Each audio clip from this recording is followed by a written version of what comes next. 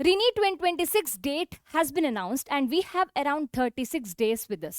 अब ये 36 डेज में कैसे हमारा पेस जो है वो वापस पिकअप करके अच्छे से तैयारी करें, let's quickly discuss in this particular video.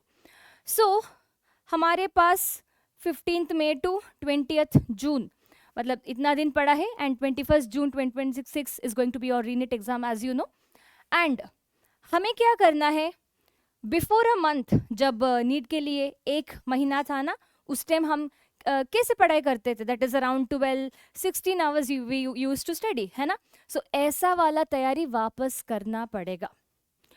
सो आपको हर दिन 3 घंटा फिजिक्स के लिए, 3 घंटा बायोलॉजी के लिए, 3 घंटा केमिस्ट्री के लिए देना पड़ेगा. लेकिन remember your scoring subject is going to be biology. Biology में आप मतलब कम टाइम में प्रिपरेशन करके ज़्यादा मार्क्स लेके आ सकते हैं, लेकिन फिजिक्स में थोड़ा सा ज़्यादा टाइम लगेगा. केमिस्ट्री में in comparison with the physics you may take less time. So जितना भी दिन हमारे पास पड़ा है that is around 36 days actually. So हर दिन आपको सारा सब्जेक्ट पढ़ना पड़ेगा and you need not worry. दिन में आपका एक सब्जेक्ट का एक चैप्टर कंप्लीट हो सकता है, उसका रिवीजन कंप्लीट हो सकता है, क्योंकि सिर्फ बायोलॉजी में ही मैक्सिमम नंबर ऑफ चैप्टर्स है ना, that is going to be around 32. बाकी सब्जेक्ट्स में कम चैप्टर्स है. सो हर दिन टारगेट करो एटलीस्ट कंप्लीटिंग और रिवाइजिंग 1 चैप्टर. कभी कभी हाँ, जब चैप्टर लेंदी होता है चलता है, आधा chapter 3/4 of the chapter try to complete in a day, लेकिन आपको लगभग एक चैप्टर एक दिन में रिवाइज करना पड़ेगा बाय गिविंग अराउंड 3 आवर्स. और ये रिवीजन आप कैसे करोगे, 2 तरह का रिवीजन आप कर सकते हैं. 1 with the help of your own hand written notes, या आप 1 शॉट वीडियोस देख सकते हैं. और 1 शॉट वीडियोस भी आपको बहुत लंबा लग रहा है तो आप मेरा माइंड मैप वीडियो देख सकते हैं with respect to biology. Okay, लेकिन आपको आपका जो भी फिजिक्स और केमिस्ट्री में आपका छोटे छोटे वीडियोस भी देखने के लिए मिलेगा यूट्यूब में. सो वो रेफर करके जल्दी से जल्दी रिवाइज करो. उसी दिन ये तीनों सब्जेक्ट का रिवीजन करने के बाद आपको करना होगा क्वेश्चन प्रैक्टिस. यहाँ मैंने मॉक टेस्ट लिखा I have written mock test. So mock test दे सकते हैं, क्वेश्चन प्रैक्टिस दे सकते हैं, वॉट एवर यू कैन. लेकिन when you are giving this mock test, remember you will be keeping the timer of 3.15 hours and also you will be putting the questions of the chapters that you have discussed on these day. क्योंकि मानो आप कुछ और chapter पढ़ रहे हो लेकिन question practice कुछ और ही चैप्टर का कर रहे हो, इससे कुछ फायदा नहीं है, आपका कॉन्फिडेंस कम होगा. अभी ये जो एक मंथ है ना, यहाँ आपको अपना कॉन्फिडेंस बिल्ड करना चाहिए, क्योंकि आप बहुत टूट चुके हो अंदर से, मेरे को पता है. Like everyone is been broken inside, और आपका कॉन्फिडेंस कम नहीं होना चाहिए. So take care of that. Okay, so 45 physics, 45 questions of chemistry, 90 questions of biology, ऐसे कर सकते हैं. So this is how you can study. And also make sure morning time जब आप फ्री मतलब फ्रेश हो, उस टाइम आपको पढ़ना होगा फिजिक्स, और आफ्टरनून बायोलॉजी पढ़ सकते हैं, and then evening chemistry. And of course you have to keep a break of 30 minutes between 3 hours of study.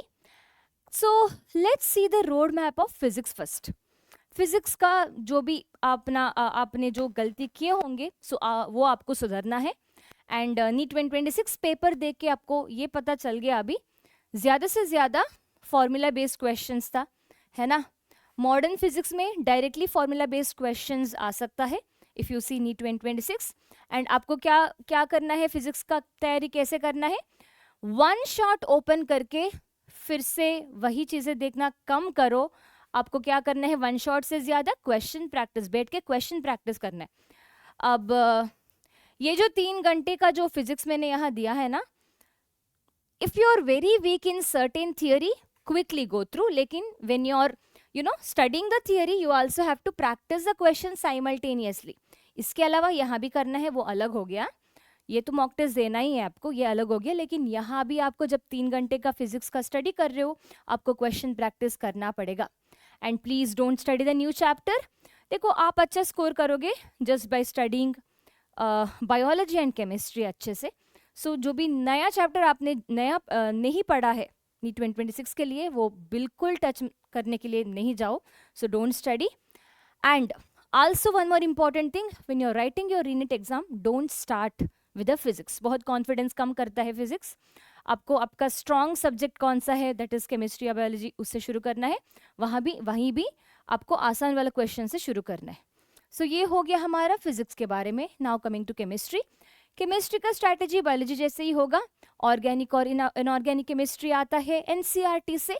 सो लेकिन एनसीईआरटी नहीं पढ़ना है अभी, आपको अपना नोट्स पढ़ना है या किसी और का हैंड रिटन नोट्स पढ़ने, क्योंकि एनसीईआरटी में बिखरा हुआ है चीज़ें. information has been scattered like anything, so don't simply study NCERT, please refer notes.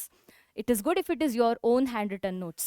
And physical chemistry थोड़ा सा physics जैसा है, as you know, so study formula sheet and give up question practice. And of course आपको NCERT का text book में जो भी questions है वो सॉल्व करना है, एग्जाम्पलर में जो भी क्वेश्चंस है वो सॉल्व करने हैं, और PYQ सॉल्व करने हैं. ये सारा करने के बाद बहुत टाइम बचा है.